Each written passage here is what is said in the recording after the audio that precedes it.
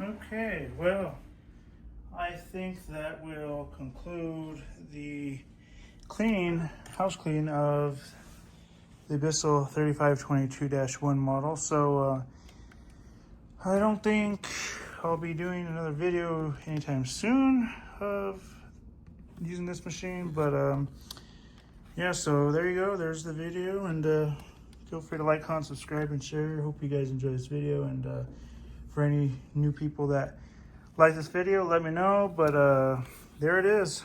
Again, works great. 20 years later, one of these new machines won't even last you but maybe 5 years, if that. I would even think maybe a year or so. Yeah, the fact that this still runs perfectly fine. I mean, if I put a HEPA bag in here, you wouldn't get all the dust and stuff, but yeah, it works great. It's your standard style 7 bags. And honestly, yeah, I gotta say it works really good. So there it is. Anyway, take care, guys. We'll see you guys in the next one. Laters.